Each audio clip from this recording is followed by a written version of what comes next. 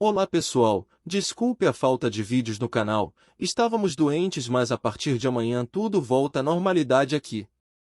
Capítulo 4 A Família Real Parte 1 Alguns dias depois, eu havia terminado de transcrever a pintura para o papel. O que foi útil durante esse tempo foi um pequeno feitiço mágico que aprendi chamado Dravin.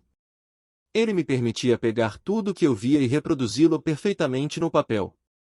Em resumo, eu havia me tornado uma fotocopiadora. Na verdade, eu nem tinha colocado a caneta no papel. O feitiço funcionou evocando os símbolos diretamente no papel, então eu realmente era como uma fotocopiadora. Tive até que olhar a imagem na tela do meu smartphone para terminar de copiá-la. O feitiço era menos o draw e mais print, mas eu realmente não me importava com o nome. O mais importante era que, com esse feitiço, eu tinha de fato adquirido uma impressora. Como teste, peguei várias receitas novas de doces e as dei para a e ela quase explodiu de alegria.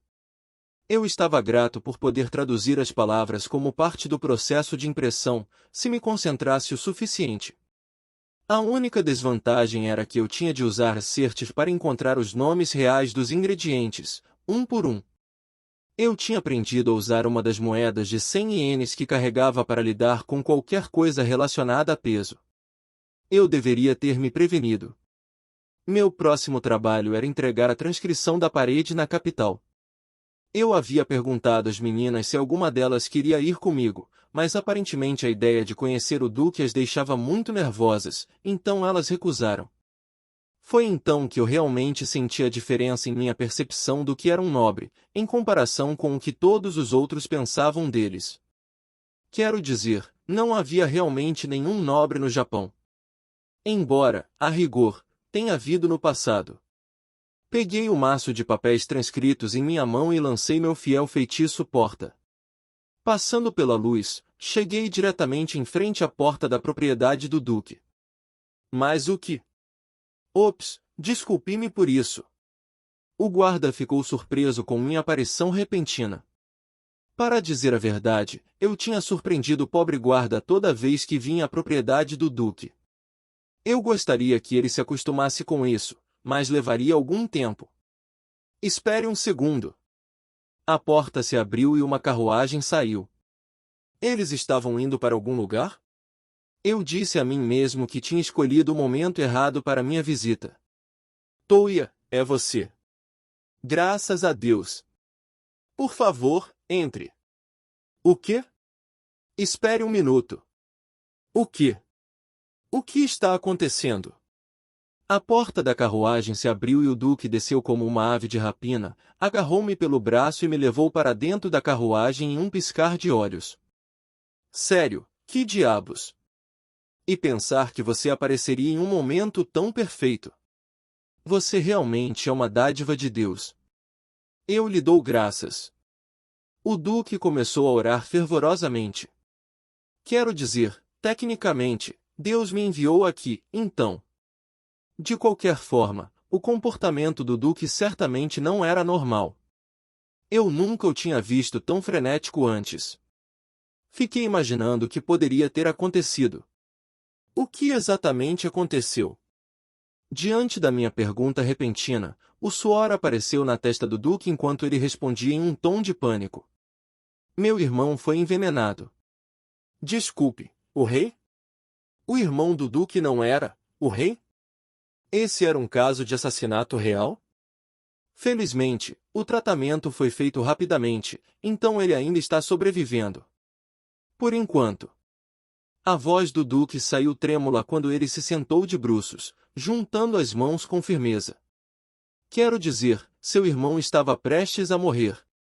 Todos ficariam preocupados nessa situação. Você tem alguma ideia de quem possa ter feito isso? Há um suspeito principal, mas não temos provas. Certamente você se lembra da tentativa de agressão a Sui, não é? Acredito que ambos os crimes foram orquestrados pelo mesmo indivíduo. Mas por que eles iriam querer matar o rei?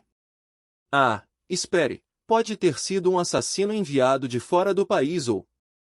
Se ao menos fosse tão simples assim. O duque soltou um suspiro e olhou para cima. Ele estava com uma expressão terrível no rosto. Nosso reino de Belfast é cercado por 3 outros países. A oeste está o Império Refreese, a leste, encravado na Cordilheira Melícia, está o Império Regulus, ao sul, junto ao rio Grande Gal, está o reino de Mismed. Desses, sempre mantivemos boas relações com o Império Refreese por muitos anos. Estou entendendo. Quanto ao Império Regulus, assinamos um pacto de não agressão há 20 anos, depois da guerra, mas não posso dizer que estamos em boas relações. Não seria estranho se eles lançassem outro ataque contra nós a qualquer momento. Agora, quanto ao reino de Mismed, é aí que as coisas ficam complicadas. Complicadas, mas de que forma exatamente? Mismed é um reino novo que foi estabelecido há 20 anos durante a guerra com Regulus. Meu irmão tem tentado formar uma aliança formal com esse novo reino, em parte para afastar a ameaça de Regulus e em parte para abrir mais rotas comerciais entre nossos 2 reinos. No entanto, há nobres que estão muito insatisfeitos com sua decisão. Qual é o problema deles? Se o Império Regulus pudesse atacar novamente a qualquer momento, faria mais sentido ganhar o maior número possível de aliados antes que isso acontecesse. Mas talvez não fosse tão simples assim. Mismed é um reino de semi-humanos governado por um rei fera. Alguns dos nobres mais antigos desprezam a ideia de formar uma aliança com um reino como esse. Ok, mas por quê? Esses nobres se esforçariam até mesmo para obstruir coisas que beneficiariam o país simplesmente porque não gostavam da ideia de uma aliança com semi-humanos? Eu não conseguia entender esse raciocínio de forma alguma. Se eles fossem simples bestas com as quais não se podia argumentar, isso era uma coisa, mas os homens fera eram perfeitamente capazes de manter uma conversa. E essa menina fera, Arma, também era gentil. No passado, os semi-humanos eram considerados uma raça inferior e eram alvo de muita discriminação. Eles eram tratados como uma raça de bárbaros rudes. No entanto, tudo isso mudou durante a geração de nosso pai. Uma lei foi criada para que os semi-humanos não fossem mais tratados como inferiores ou discriminados. Com isso, os velhos costumes morreram e os semi-humanos puderam andar por aí de cabeça erguida sem preocupações. Neste exato momento, há muitos deles na cidade murada. À primeira vista, a discriminação contra eles está quase acabando, mas, na realidade, ainda há nobres presos ao passado que se recusam a tratá-los de forma justa. Discriminação, é isso mesmo. A opinião deles é que não deveríamos ter nos aproximado de um país de bárbaros. Alguns até insistem que devemos simplesmente destruir o reino deles e reivindicar a terra para nós. Para esses nobres, meu irmão é um grande incômodo. Fazia sentido. Então, os culpados por trás dessa tentativa de assassinato provavelmente eram esses antigos nobres, mas será que era realmente necessário que eles fossem tão longe? Eu sentia que tudo estava dando errado.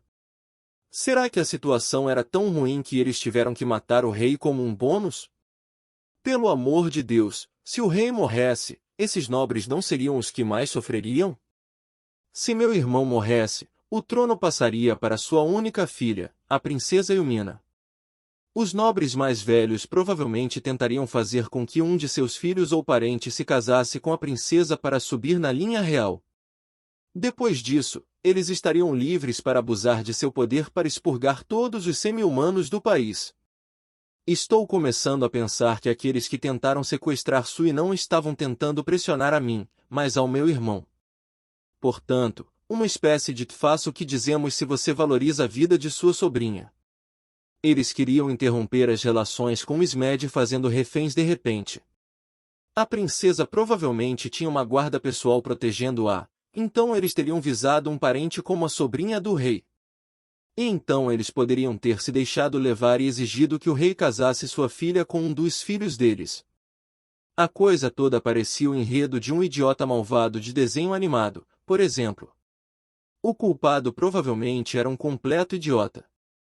Se fossem pegos, seriam imediatamente condenados à morte. Eu quase poderia imaginá-los como vilão em um drama de época. Como um comerciante ganancioso ou um magistrado corrupto, algo assim. Então, o que você precisa que eu faça? Preciso que você expulse o veneno do corpo do meu irmão, usando o mesmo feitiço que usou para curar a Ellen. O feitiço que cura todas as doenças de status recuperação. Fazia sentido. Com esse feitiço, não apenas o veneno em si, mas todos os efeitos que ele tinha sobre o corpo voltariam ao normal. Isso explicava por que o Duque havia me levado embora em sua carruagem. E com tanta pressa também. Enquanto discutíamos tudo isso, a carruagem do Duque passou pelos portões do castelo, atravessou a ponte levadiça e entrou no terreno do castelo. O Duque então me levou para dentro do castelo, e fomos recebidos por um enorme salão coberto de tapetes vermelhos brilhantes. Era minha primeira vez em um castelo. Tudo era enorme.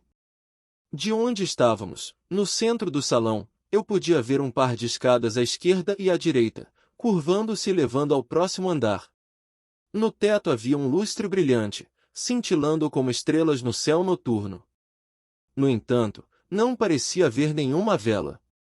Será que ele havia sido imbuído da magia da luz? O Duque e eu subimos apressadamente a escada vermelha e chegamos a um pequeno patamar onde passamos por um homem. Bem, se não é Vossa Alteza, o Duque. É bom vê-lo novamente. TSK. Conde Balsa. O Duque encarou o homem à sua frente com um olhar intenso. Ele era um homem pequeno e rechonchudo, com cabelos finos, vestindo uma roupa extravagante. Sua aparência lembrava a de um sapo. O sapo olhou para nós com um sorriso largo e viscoso. Vocês podem descansar agora. Capturamos o homem que tentou assassinar Sua Majestade. O que você disse? É isso mesmo, foi o embaixador de Mismed. Sua Alteza desmaiou depois de beber uma taça de vinho, e descobrimos mais tarde que era o mesmo vinho que o embaixador havia oferecido como presente. É um absurdo. A expressão do Duque mudou. Ele claramente duvidou do que acabará de ouvir. Se essa história fosse verdadeira, ela não apenas criaria uma barreira entre os dois reinos, mas poderia facilmente levar a uma guerra total. Eu realmente duvido que isso aconteça. Não faz sentido que o outro reino faça algo assim. O embaixador está atualmente confinado em outra sala. Devemos mandar executar esse animal imundo imediatamente. Eu digo que devemos cortar sua cabeça e mandá-la de volta para Mismed. Não faremos nada disso. Essas decisões são tomadas por meu irmão. Vocês manterão o embaixador vivo nesta sala até que meu irmão tome uma decisão. Muito bem, então. Você demonstra muita simpatia por pessoas como esses homens bestiais. De qualquer forma, vou me certificar de que ela seja contida por enquanto. Entretanto, se o pior acontecer, não poderei manter os outros nobres sob controle. Provavelmente todos eles reagirão exatamente como eu desejei. O Conde Balsa ficou ali parado com um sorriso de nojo no rosto. Estou vendo. Então ele é um dos antigos nobres que se opõem ao decreto do rei sobre o tratamento de espécies semi-humanas. Não, ele pode até ser o cérebro por trás do envenenamento. Pela maneira como o Duque estava olhando para o sapo, parecia que minha opinião estava certa. Sim. Esse cara? Culpado. Caso encerrado. Então, permita-me sair. Parece que as coisas estão prestes a ficar muito emocionantes por aqui. Com essas palavras, o sapo começou a descer as escadas com um passo pesado. As coisas estavam prestes a ficar emocionantes? Por quê? Porque o rei ia morrer. As mãos do Duque tremeram de raiva ao ver o Conde Balsa. Muito bem, vamos dar a esse sapo um gostinho de justiça. Deslize a ponto. Urboa. O sapo deslizou lindamente pelas escadas com uma graça incomparável. Nada poderia detê-lo enquanto ele descia as escadas até que seu impulso catapultou para o carpete do andar térreo. Of! Ao chegar ao andar térreo, o sapo tentou parecer calmo enquanto seus pés cambaleavam. As criadas e os cavaleiros de guarda ao redor estavam todos tremendo, tentando conter o riso. Droga! Ele se saiu muito bem. O duque permaneceu impassível e se virou para mim quando me ouviu estalar a língua e perguntou: Você o empurrou? Não foram necessárias palavras. Eu havia lhe dado o polegar para cima com um sorriso tão claro quanto o céu azul do dia. No início, o duque ficou absolutamente surpreso comigo, mas, por fim, seu rosto se suavizou com um sorriso.